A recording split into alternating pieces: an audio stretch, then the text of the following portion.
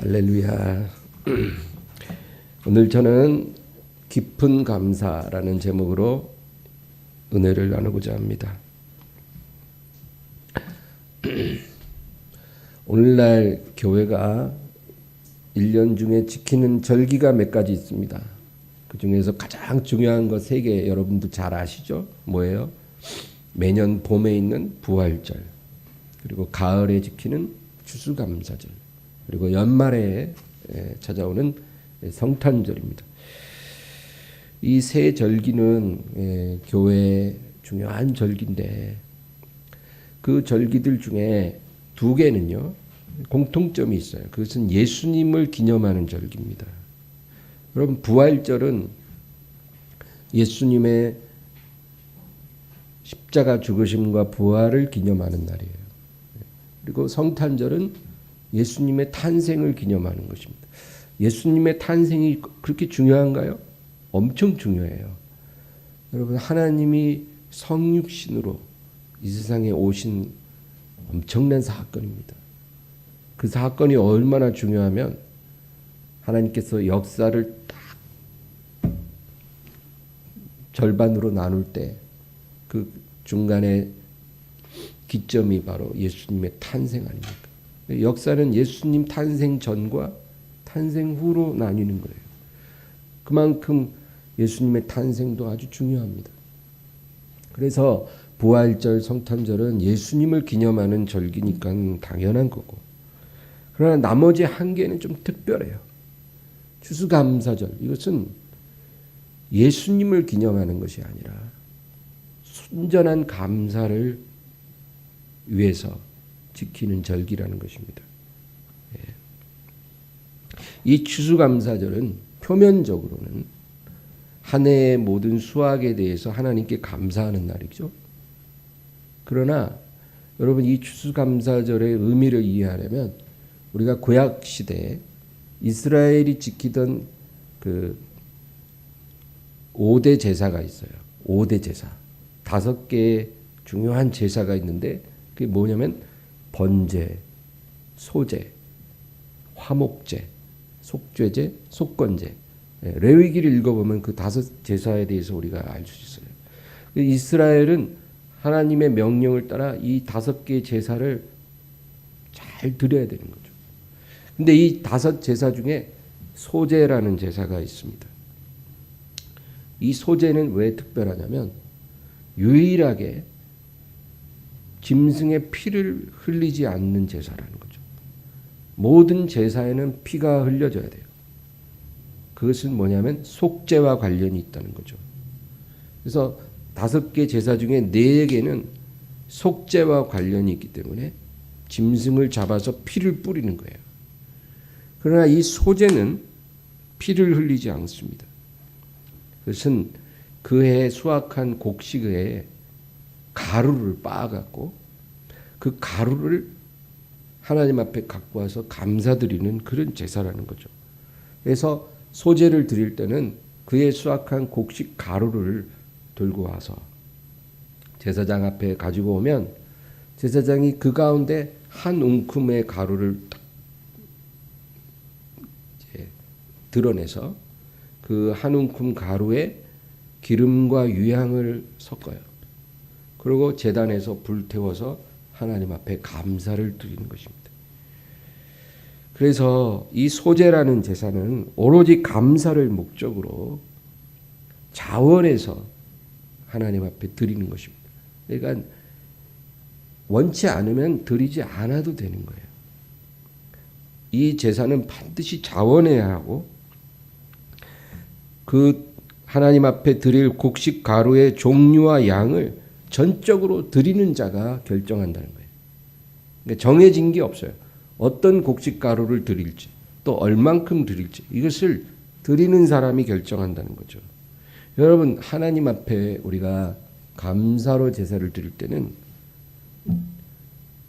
우리가 하나님 앞에 무엇을 드리느냐, 그것이 중요한 게 아니라 자원하는 마음이 중요하다는 거예요. 무엇을 드리든 얼마큼 드리든 그것은 중요한 게 아니에요. 내 마음의 소원대로 하면 돼요. 그러나 중요한 게 있어요. 억지로 해서는 안 되고 자원해서 기쁘게 해야만 그 제사가 연납이 된다. 그래요. 그래서 어떤 가난한 사람이 하나님 앞에 너무 감사하고 싶은 거예요. 그래서 곡식 가루를 한 1kg 정도 한 봉다리 가지고 왔어요. 그렇게 해서 하나님 앞에 드린다 해도 그것이 기쁨과 자원한 마음으로 드려지는 것이기 때문에 하나님께서 그 제물을 굉장히 기쁘게 받으신다 그 얘기죠. 그래서 예수님이 한 과부가 2렙돈을 연복기에 넣을 때 굉장히 기뻐하셨다. 이 여인이 넣은 것이 모든 사람의 예물보다 더 크다. 왜 그렇게 말씀하셨겠어요? 그 중심에 자원하는 기쁨을 보신 거죠. 아주 소중한 마음을 갖고 왔거든요. 그래서 우리가 하나님 앞에 감사를 드릴 때는 내 마음을 살펴야지 예물을 살필 필요는 없어요. 중요한 게 우리 마음이다. 고린도후서 8장 12절에 할 마음만 있으면 있는 대로 받으실 터이요 없는 것은 받지 아니하시리라. 하나님이 내게 주신 것 중에 감사로 드리는 것이지 없는 것을 드리라 하지 않는다는 거고, 그러므로 내가 하나님 앞에 받은 것이 없다 이렇게 생각하는 사람은 하나님 앞에 드릴 것도 없고 드릴 이유도 없다는 거죠. 아, 내가 지금 굉장한 부자인데 이건 하나님이 주신 게 아니라 내가 정말 뼈 빠지게 일해서 내가 피땀 흘려서 내가 이룩한 것이다. 이렇게 생각하는 사람은 하나님 앞에 감사드릴 수 있는 게 하나도 없다는 거예요. 여러분, 감사는 내가 얼만큼 가지고 있느냐가 중요한 게 아니라 내가 하나님께 무언가 받았다고 생각할 수 있는 사람만이 감사를 드릴 수 있다는 것입니다. 오늘 추수감사절 맞이해서 자신의 삶을 온전히 하나님 앞에 드렸던 한 사도가 있어요. 누굴까요? 바울이에요. 이 바울 사도가 로마의 감옥에 갇혀 있을 때 그가 그 감옥에서 편지를 썼어요. 빌립보 교회의 성도들에게 편지를 보냈어요. 그 편지 안에 자기 고백이 담겨져 있거든요. 여러분, 이 빌립보서를 읽어보면 바울은요, 자신의 삶에 대해서 뭐라고 말하냐면 나는 하나님 앞에 감사를 드리는 것이 아니라 부득불 내가 해야 할 일로 여긴다고 말합니다. 자기 삶을 온전히 다 바쳤어요. 근데 그것이 하나님이 내게 주신 은혜에 대해서 감사해서 드리는 게 아니고 내가 이렇게 하는 게 너무나 당연한 의무라는 거예요. 그렇게 고백을 합니다. 고린도전서 9장 16절 보면 내가 복음을 전할지라도 자랑할 것이 없으면 내가 부득불할 일임이라. 만일 복음을 전하지 아니하면 내게 화가 있을 것이라. 바울이라는 사람은 죄인 괴수였다가 하나님의 은혜로 구원을 받고 사도가 됐어요. 그러면 엄청난 은혜를 받았으니까 정말 감사가 크죠. 근데 그 감사를 넘어서 자신을 통째로 드리는 것은 너무나 당연하다는 거예요. 정말 이거는 내가 뭐 당연하게 해야 할 일이라는 거예요. 우리가 하나님이 주신 것에 대해서 그냥 감사드리며 사는 인생도 물론 아름다워요. 감사할 줄 모르는 것보다 하나님에 대해서 감사할 수 있는 게 좋죠. 하나님께서 그것도 귀하게 보십니다. 그러나 오늘 제가 여러분과 나누고 싶은 것은 하나님이 나에게 주신 것에 대해서 그냥 감사하며 사는 인생을 넘어서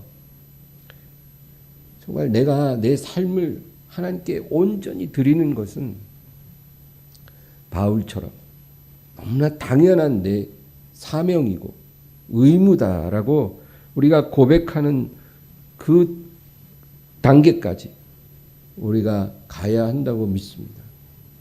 이 고백은 바울의 고백이 아니라 바로 우리의 고백이 돼야 된다는 거예요.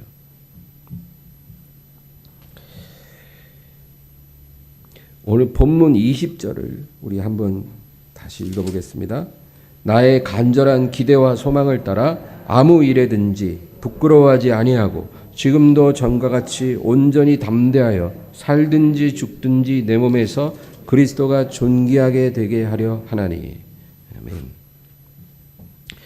나의 간절한 기대와 소망이라고 말해요. 여러분, 사람이 무엇을 원하느냐를 보면 그 사람을 알 수 있어요. 그 사람이 뭔가를 원할 때 그 원하는 것이 무엇이냐, 그것이 그 사람을 가장 정확하게 말해줍니다. 우리 마음속에 어떤 간절한 기대와 소망이 있잖아요. 그것이 바로 내가 어떠한 사람인가를 말해줍니다. 그런데 사도 바울이 가졌던 간절한 기대와 소망이 무엇이냐면 아무 일에든지 부끄러워하지 아니하고 지금도 전과 같이 온전히 담대하여 살든지 죽든지 내 몸에서 그리스도가 존귀하게 되게 하려 하노라. 이게 바로 바울이라는 한 사람이 가졌던 간절한 기대와 소망이었다는 거예요. 지금 바울은 로마 감옥에 갇혀 있는 거예요. 그 감옥 속에서 편지로 이와 같이 말을 합니다. 그러니까 내가 아무 일에든지 부끄러워하지 아니하고, 이 말은 지금 감옥에 갇혀 있지만 내 처지를 내가 부끄러워하거나 비관하지 않기를 원한다는 거죠. 그리고 내가 살든지 죽든지 내 몸에서 그리스도만 존귀하게 되기를 원하노라.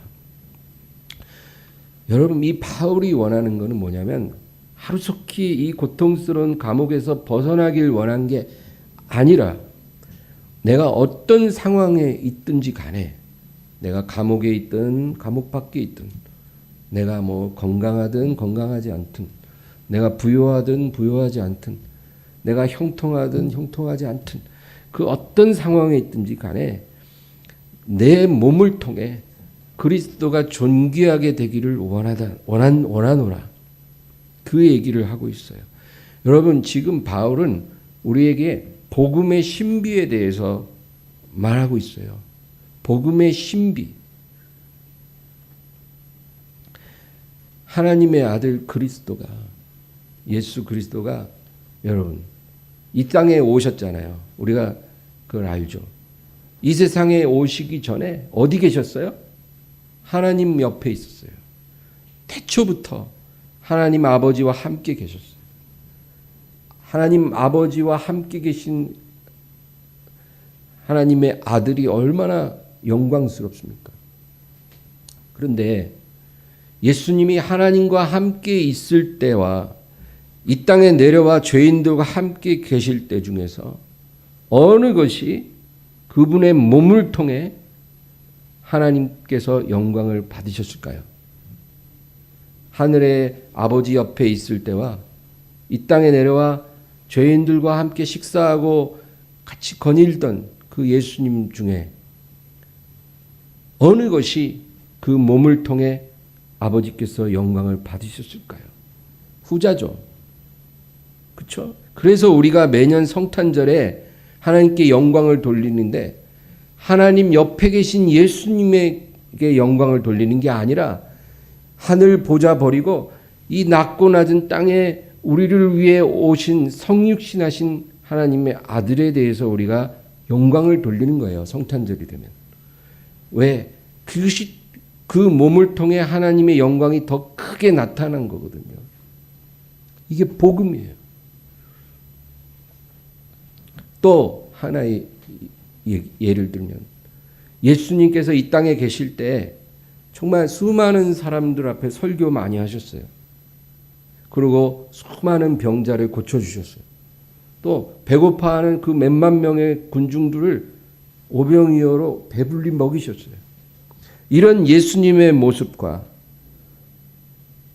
십자가에 못 박혀 그 고통 가운데 피 흘리시는 예수님 모습 중에서 이 두 가지 중에서 어느 것이 예수님의 몸을 통해 하나님 아버지께서 영광을 더 받으셨을까요? 후자예요. 수많은 사람을 고치고 먹이고 말씀을 선포하는 그 예수님보다 십자가에 못 박혀 그 고통 가운데 몸부림치는 그 예수님을 통해 그 육체를 통해 아버지께서 더 큰 영광을 받으신 거예요. 우리가 매년 부활절 되면 하나님께 영광을 돌리는데 군중들에게 말씀 전하시고 기적을 행하시는 예수님께 영광을 돌리는 게 아니에요. 십자가에서 피 흘리시고 고통당하신 예수님을 바라보면서 또 무덤에서 죽음을 이기고 부활하신 예수님을 보면서 우리가 영광을 돌리는 거예요. 그러니까 여러분 제가 지금 무슨 얘기를 나누고 싶으냐면 하나님의 관점과 인간의 관점은 완전히 다르다는 거예요. 내가 건강하고 유능하고 온전한 모습으로 주님의 일을 엄청나게 많이 할 때보다 하나님의 뜻 안에서 내가 감옥에 갇히거나 십자가에 매달리는 것이 더 내 몸을 통해 하나님께서 그리스도께서 존귀함을 받으신다는 거예요. 이것이 하나님의 관점이에요. 우리는 하나님 내가 더 건강해져서 내가 더 부유해져서 내가 더 온전해져서 내가 더 많은 은사로 유능해져서 주의 일을 엄청 열심히 많이 했으면 좋겠어요. 그러지 못해서 너무 죄송해요. 너무 부끄러워요. 우리는 이런 식으로 생각하잖아요. 근데 하나님의 관점은 완전히 반대라는 거예요. 우리가 그렇게 많은 일을 하나님을 위해 행하는 것보다 하나님의 뜻 안에서 십자가에 매달려 있는 것이 더 영광스럽고 더 하나님의 열매를 풍성히 맺을 수 있게 하고 그것이 나에게도 유익하다. 우리가 이 사실을 깨달을 때 우리는 복음의 능력을 깨닫는 거예요. 그래서 우리 삶에 이유 없이 오래 지속되는 그 고난의 의미를 우리가 알게 되고 이 고난 속에서 복음을 깨닫게 되고 그 능력을 나타내는 삶을 살 수가 있다라는 거예요. 저와 여러분이 그 자리까지 가기를 우리 생애 동안에 그렇게 되기를 주의 이름으로 축원합니다. 많은 성도들 대부분의 성도들이 이런 복음의 신비를 깨닫지 못한 채 하나님께 가요. 그러나 그것은 하나님의 뜻이 아니었어요. 하나님은 우리가 이 땅에서 그것을 깨닫고 예수님이 이 땅에서 하나님 아버지께 온전한 영광을 돌리신 것처럼 저와 여러분도 그렇게 되기를 원하시는 거예요. 바로 바울 사도도 그 고백을 하고 있는 거예요. 내가 아무 일이든지 부끄러워하지 않고 내가 살든지 죽든지 오직 내 몸을 통해 그리스도가 존귀하게 되기를 원하노라. 지금 이 감옥에서 빨리 나가게 기도해 주세요. 이게 아니었다는 거예요. 그렇잖아요. 지금 감옥에 갇힌 사도가 빌립보 교인들에게 편지 쓸 때 우리 생각에는 내가 속히 석방될 수 있도록 기도해 주시기 바랍니다.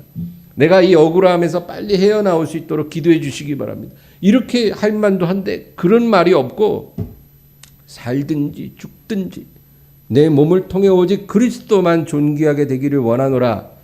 이것은 내가 오히려 자유롭게 복음 전하고 있는 그 삶보다 내가 주님 뜻 안에서 이렇게 옥에 갇혀 있을 때 오히려 그리스도의 능력이 더 크게 역사하고 하나님의 뜻이 더 풍성하게 이루어질 수 있다는 것을 바울이 깨달았다는 거예요.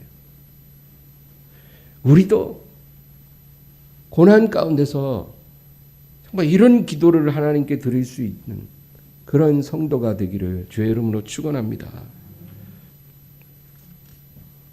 우리가 이렇게 되면 정말 마귀가 굉장히 낙담하게 될 거예요. 왜냐하면 마귀는 이 무기를 갖고 이제까지 우리를 계속 넘어뜨려 왔거든요. 우리의 연약함을 확 드러나게 하면 우리가 굉장히 낙심하거든요. 그래서 항상 마귀는 이것으로 우리를 주저앉혔는데 우리가 오히려 뭐라고 고백하냐면 나의 이 연약함이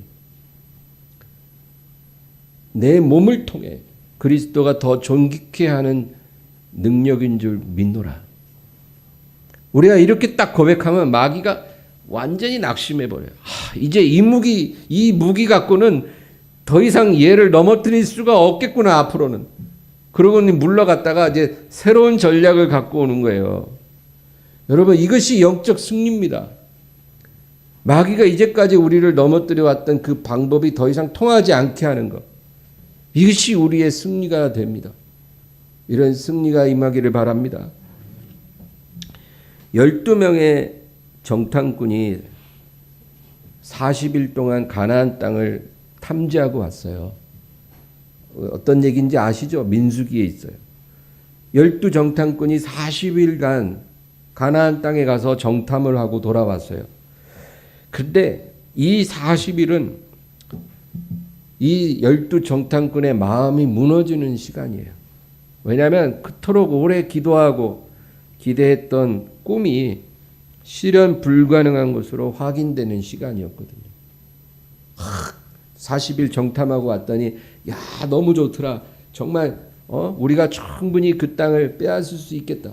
우리 빨리 들어가서 우리 꿈을 이루자. 막 이런 기대가 막 폭발해야 되는데 그게 아니라 40일 동안 완전히 무너졌어요.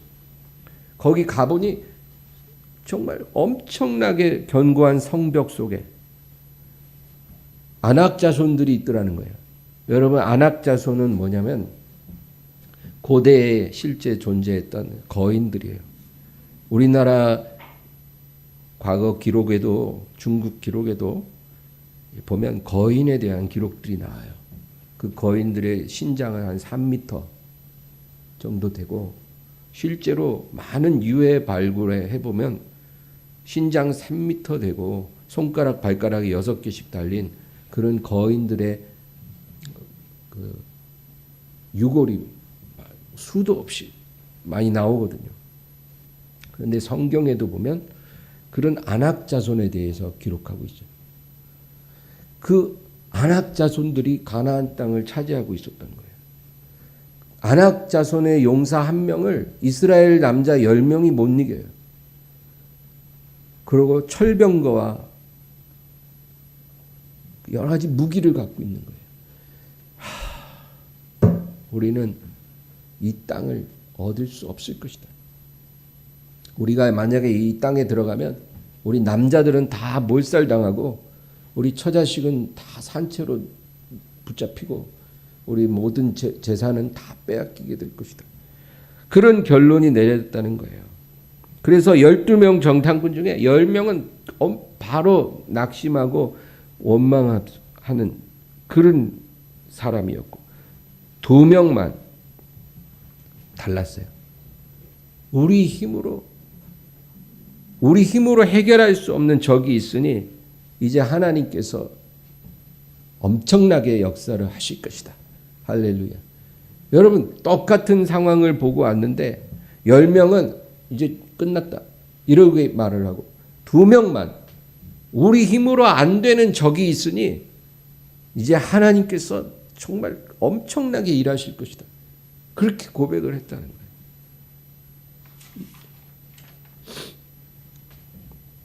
바울이 그랬어요. 이것이 복음이에요.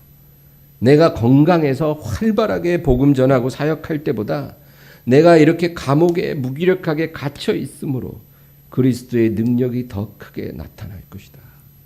할렐루야. 이 믿음 갖기를 바랍니다. 이것이 우리를 통해 일하시고자 하는 하나님의 능력이에요. 우리가 막 강건하고 유능하고 뭔가 막 우리가 막 열정 넘치고 이럴 때는 하나님이 우리를 통해서 큰 일을 안 하세요. 우리 생각과 달라요. 우리가 완전히 무너졌을 때, 우리가 완전히 연약해졌을 때, 그때 하나님께서 더 많은 일을 행하신다는 거예요. 그것을 우리가 믿으면. 할렐루야. 그래서 21절을 읽겠습니다. 이는 내게 사는 것이 그리스도니 죽는 것도 유익함이라. 그러므로 죽는 것이 사는 것보다 더 유익하고 죽는 것이 사는 것보다 더 큰 능력을 갖고 더 많은 역사를 이룰 것이다. 그 고백이에요. 이게 하나님 나라의 비밀이에요. 하나님은 우리가 죽으면 더 잘 된다고 말씀하세요. 네. 우리는 하나님 건강 주시면 하나님도 좋고 저도 좋고, 저한테 재물 주시면 하나님도 좋고 저도 좋고, 왜? 헌금도 많이 할 거잖아요. 내게 능력 주시면 하나님도 좋고 저도 좋고, 윈윈. 우리는 이런 식으로 하나님을 설득하려고 하는데 하나님은 뭐라고 대답하냐면 네가 죽으면 내가 일할 수 있겠노라. 이 죽음은 어떤 물리적인 죽음만을 얘기하는 게 아니고 우리의 자아의 죽음을 말합니다. 근데 예수님은 실제로 죽으셨어요. 요한복음 12장 32절 33절 읽겠습니다. 내가 땅에서 들리면 모든 사람을 내게로 이끌겠노라 하시니 이렇게 말씀하심은 자기가 어떠한 죽음으로 죽을 것을 보이심이로라. 예수님이 십자가에 매달리기 전에는 고작 120명을 구원하셨어요. 3년 반 동안. 나머지는 그냥 구경꾼들이고 진짜 예수님 믿고 구원받은 사람 120명이었어요. 3년 반 동안 예수님이 그렇게 많은 말씀 전하고 또 기적을 행했는데도. 그런데 예수님이 뭐라 그래요? 내가 땅에서 들리면 모든 사람을 내게로 이끌겠노라. 십자가에 매달리시면 훨씬 더 많은 영혼들이 하나님께로 돌아오게 될 거다. 할렐루야. 이게 바로 복음이에요.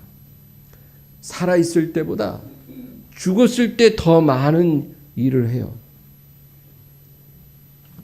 그래서 하나님이 우리를 자꾸 죽이는 거예요.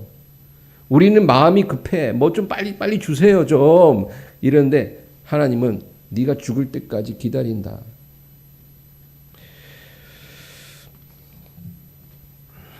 그래서 하나님이 우리로 열매 맺게 하시려고 하나님 보시기에 불필요한 부분을 다 가지치기 하시고 우리를 죽음으로 이끌어 가시는 것입니다. 그러므로 여러분 너무나 괴로울 때 하나님 앞에 살려달라고 기도하지 마세요. 그렇게 기도해봐야 소용없어요. 그냥 예수님처럼 내 영혼을 받아주소서 이렇게 기도하세요. 이게 성경적인 기도예요. 예수님도 십자가에서 아버지 살려주세요. 죽을 것 같아요. 이렇게 기도 안 했잖아요. 예수님은 그냥 내 영혼을 아버지께 맡기나이다. 너무 괴롭고 너무 힘들어 죽을 것 같으면 살려달라고 기도하지 말고 내 영혼을 아버지께 맡기나이다. 여러분 그렇게 기도해 보세요. 그러면 하나님이 엄지손가락 쫙 너는 이제 됐다. 예수님이 십자가에 매달려 있을 때 사람들이 예수님을 조롱했어요. 저가 남은 구원하였으나 자기는 구원하지 못하였도다. 이게 사람이 보는 관점이에요. 딱 보니까 십자가에 매달려 죽어가고 있거든. 그러니까 저가 그렇게 많은 사람 고치고 구원했지만 자기는 못 구하네. 네가 만약에 그리스도면 지금 당장 네 자신을 구원하고 내려와 봐라. 그러면 믿어줄게. 이게 사람의 관점이에요. 우리가 어쩌면 그런 믿음 갖고 하나님을 이제까지 믿어왔는지도 몰라요. 그런데 주님은 아무 대답 안 하시죠. 왜? 십자가에 죽으실 때 그것이 바로 주님 자신을 구원하는 것이고 또 많은 영혼을 구원하는 능력이라는 것을 알고 계셨기 때문에 그 사람들의 조롱에 대꾸할 필요가 없는 거예요. 죽어야 그것이 나를 살리는 거고 또 많은 사람을 구원하는 거예요. 여러분, 이것이 하나님의 능력이에요. 하나님 살아 계셔요. 하나님은 자기 능력과 영광을 나타내고 싶어 하세요. 근데 불순물이 껴있으면 하나님 기뻐하지 않아요. 온전히 순전하게 하나님의 능력을 나타내기를 원하세요. 그러려면 우리가 죽어야 돼요. 우리가 하나님 안에서 죽을 때 하나님께서 그 능력을 나타내셔요.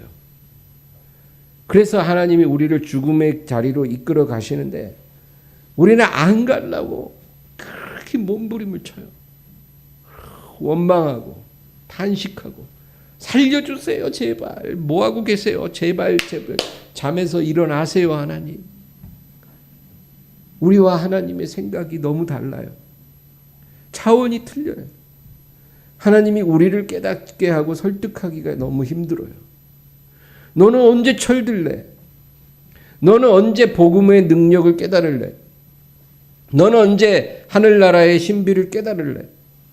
내가 너를 통해서 정말 큰 영광 나타내고 싶은데 너는 언제나 마음이 네가 진리 앞에서 네가 깨닫게 되겠니?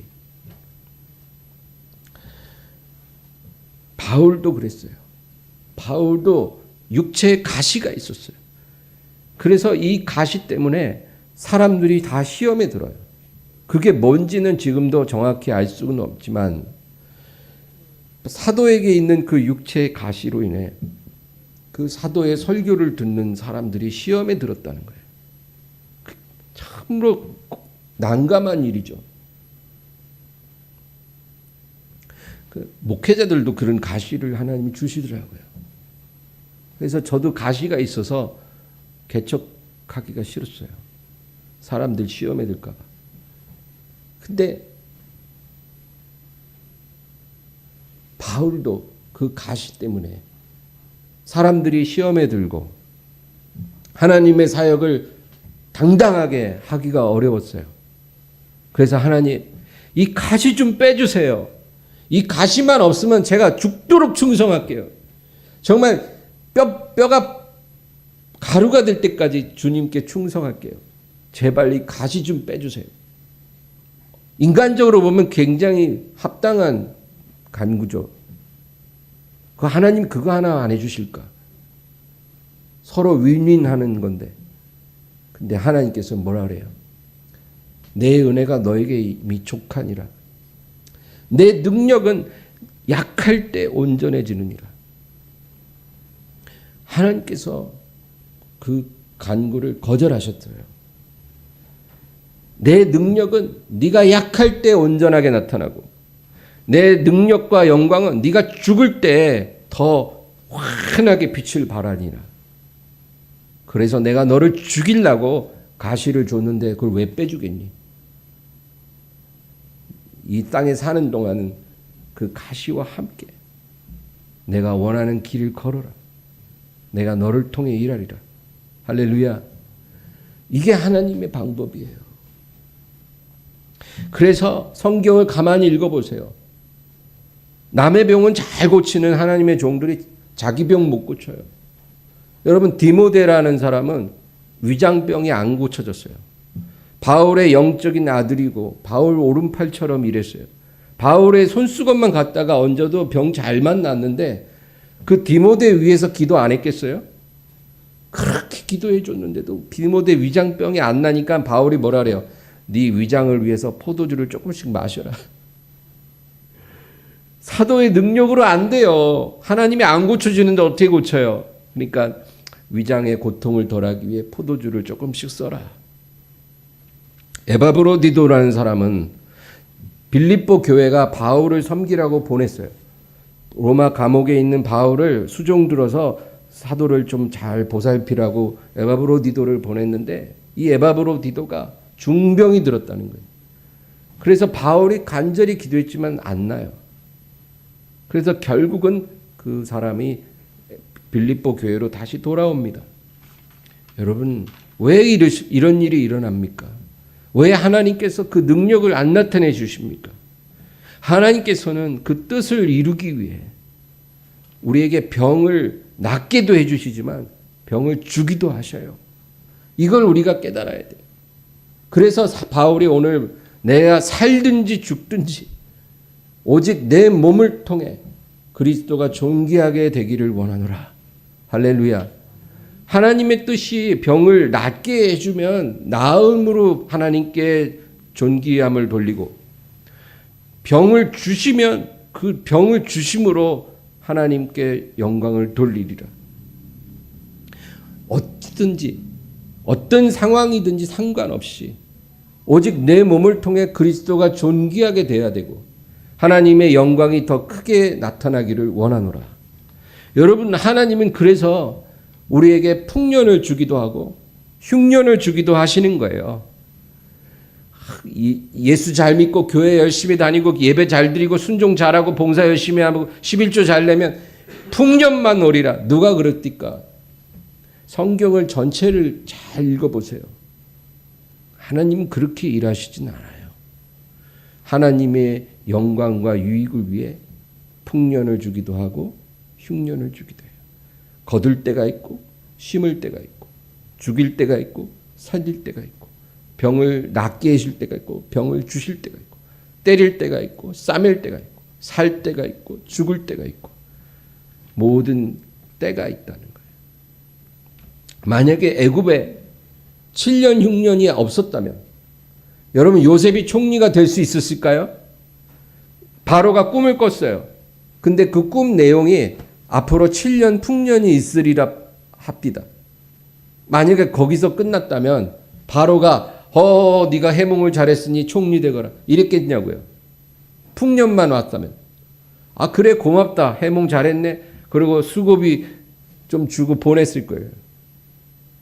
근데 7년 풍년이 오고 나서 7년 흉년이 오는데 그 흉년이 얼마나 심할지 그 전에 7년 풍년을 기억함이 없게 되고 그 흉년으로 인해서 온 땅이 멸망하리라.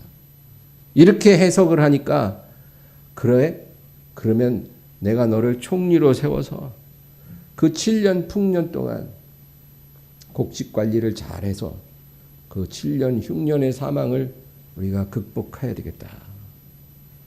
그래서 총리가 된 거 아닙니까?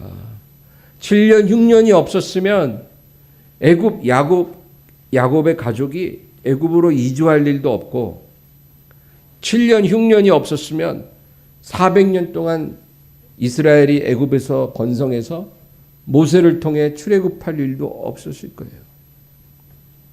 그래서 하나님의 모든 계획의 시작이 7년 풍년이 아니고 7년 흉년으로부터 시작됐다는 거죠.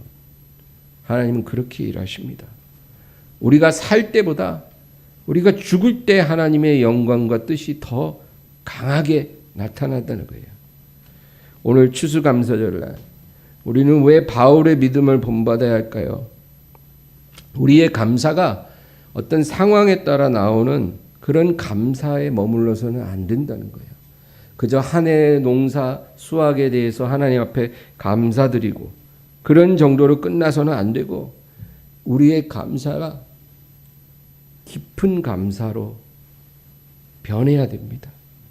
그 깊은 감사라는 건 뭐냐면 내가 죽는 것이 내게 더 유익이고 내가 죽음으로 더 많은 능력이 나타나고 내가 죽음으로 더 많은 열매가 맺히리라. 그러니까 여러분 살아있을 때 드리는 감사보다 죽음으로 하나님께 드리는 감사가 더 진하게 나올 수 있다. 이거 아니겠어요? 이 감사가 바로 깊은 감사예요. 나를 살리셔도 감사. 나를 죽이시면 더 감사. 예수님이 베드로의 배에 타서 깊은 곳에 가서 그물을 내리라는 거예요. 깊은 물에다가 네 그물을 던져라. 여러분 왜 그러셨을까요? 이 깊은 물에라는 것은 수면에 어떤 바람과 파도의 영향이 전혀 안 미치는 곳이에요. 수면 위는 막 바람 불 때마다 파도가 일렁이고 그러잖아요. 그러나 물속 깊은 곳은 전혀 상관이 없어요. 날씨가 좋든지 굳든지 바람이 불든지 안 불든지 상관없이 깊은 물은 고요해요. 이 깊은 물에 그물을 내려라는 거예요. 그것은 우리가 우리 인생의 상황과 상관없이 하나님 앞에 깊은 감사를 드릴 수 있는 그런 믿음으로 나아가라, 그것입니다. 그게 바로 깊은 감사요, 복음의 능력 안에서 드리는 감사예요. 할렐루야. 우리 감사가 이렇게 되기를 주의 이름으로 축원합니다. 정말 잘 되면 당연히 감사해야죠. 그러나 잘 안 되고 내 삶이 죽을 것 같이 괴로워도 더 큰 능력이 나타날 것을 믿고 더 감사하는 그런 감사. 하나님이 내게 풍년을 주시면 당연히 감사하고, 흉년을 주신다 해도 그것이 내게 더 유익이고 더 큰 열매를 주실 것이기 때문에 더욱 감사하는 이런 깊은 감사, 이런 감사가 우리에게 항상 있기를 주의 이름으로 축원합니다. 오늘 말씀을 생각하면서 주님 앞에 간절히 기도합니다. 주여, 주여, 주여.